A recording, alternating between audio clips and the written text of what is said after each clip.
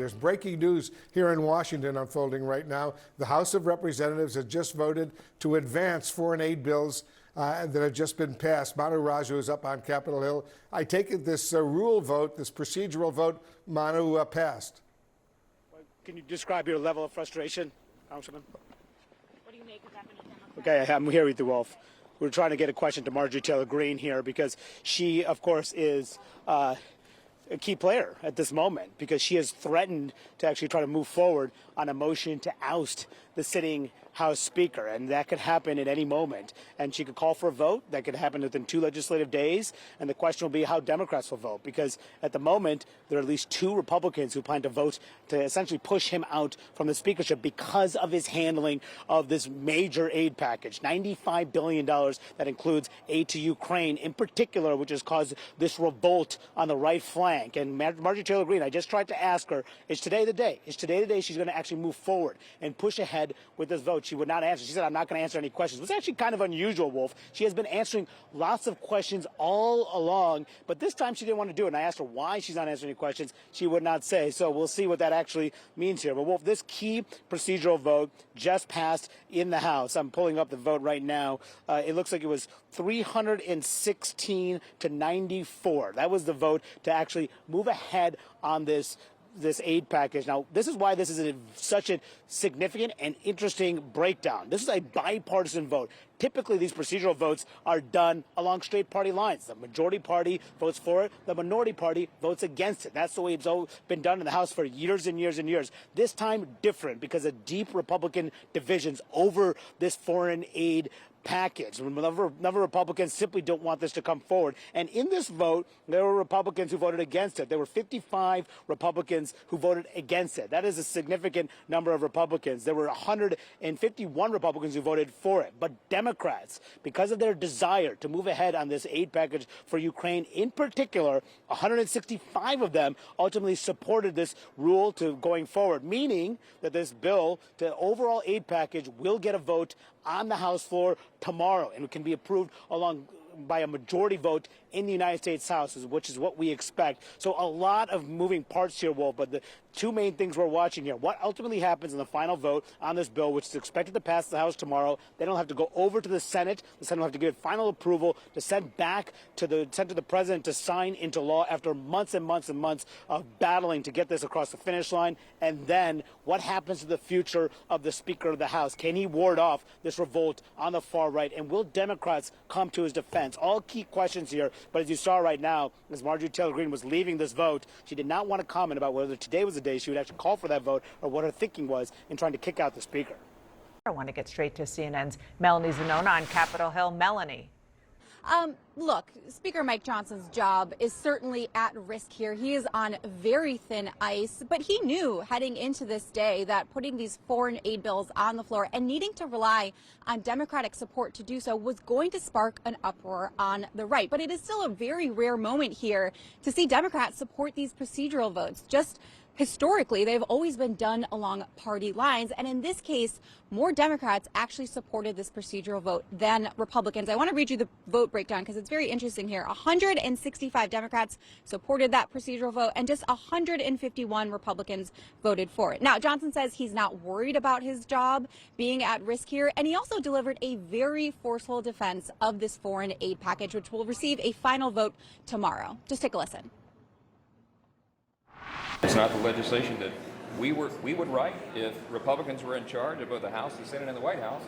This is the best possible product that we can get under these circumstances to take care of these really important obligations. And so we look forward to the vote tomorrow.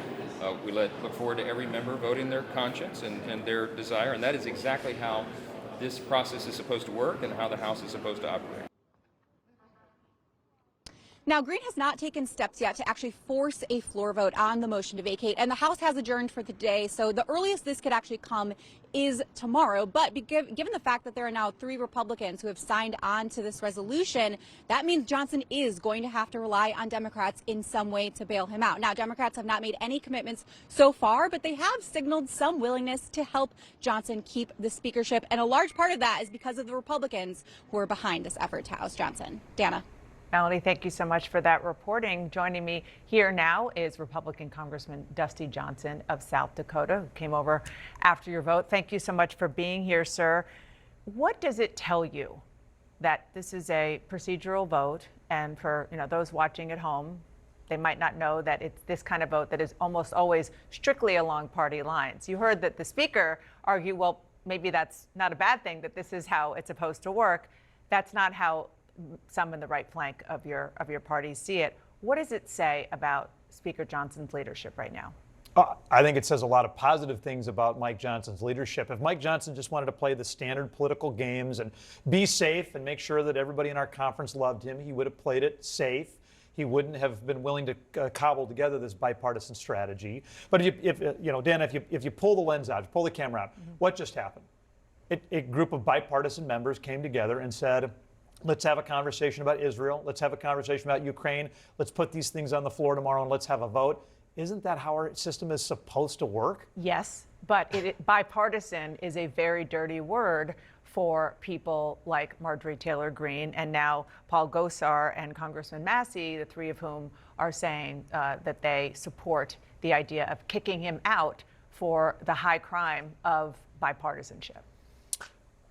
Listen, I don't have to be happy with the reality, but I do have to accept the reality. If you're going to govern a country, you don't get to live in fantasy land. The Democrats are in control of the Senate. Republicans are in control of the House. That means under our constitutional system, it is literally true that no bill can ever become law unless you've got votes from both sides of the aisle. It's a pain in the butt, I get it.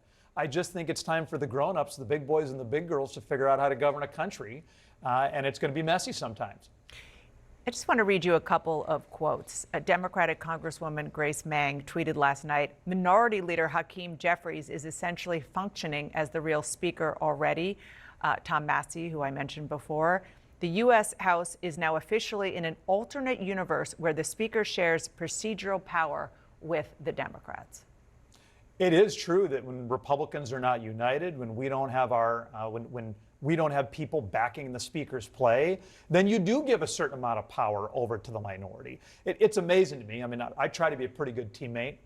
When you've got a quarterback in the huddle with the 11 football players, says, gang, it's going to be a running play. Now, it may be that somebody on the offensive line disagrees with that play call, but if you want to be successful as a team, you run the damn play. Not all 11 players get to call their own play. And now you could try it that way, but you're going to fail. And so that's the situation we're in right now. I wish people understood that we could get more conservative policy wins, which I desire if Republicans stuck together. I want to play something that you told my colleague John Berman just days after the Republicans, 8 Republicans, ousted Kevin McCarthy back in October. If we don't change the foundational problems within our conference, it's just going to be the same stupid clown car with a different driver. Those hardliners, they're a real problem. And I don't think the pyromaniacs are going to be satisfied after they've burned down one house. I think they're going to have an itching to go burn down a couple more. Is that what we're going to see tomorrow? That guy sounded pretty smart. It was almost as though he foretold that this was going to happen. Same clown car, different driver? Is that what's going to happen tomorrow? Pyromaniacs who want to burn it down. This is what I said during the last speaker fight, that getting rid of Kevin McCarthy was not going to make America stronger. It hasn't. It wasn't going to deliver more conservative victories. It hasn't. And that, in fact, it was going to destabilize my party, destabilize the House, and hurt America, and that has all come to fruition. And now we've got people who want to run that same ridiculous, stupid play again. They can count me as a no. Is Mike Johnson going to survive? But Mike Johnson's going to survive. How? With Democratic help? Well, I think in the end, you're going to have a lot of very thoughtful members who understand that these silly DC power games don't actually serve our national interest. We got to get a farm bill done. Clearly, we need to deal with the southern border. We've got a certain number of things that we have got to get done. I think there will be a few thoughtful folks on the other side of the aisle that understand that we should not be putting chaos over this R versus D battle. Is your Republican majority in jeopardy because of all this chaos? Oh, still think the Democratic vision for this country is not selling all that well across America. Now, it would be better if Republicans, I think, spoke with one voice. If we were more coordinated, if we worked as a team, I still actually feel pretty good about Republican prospects in the House. And I think Republican takeover of the Senate is just about a sure lock. Before I let you go, your governor, Republican Kristi Noem of South Dakota, she is talked about as a contender to be a running mate for Donald Trump. Should she be? She is a heck of a leader.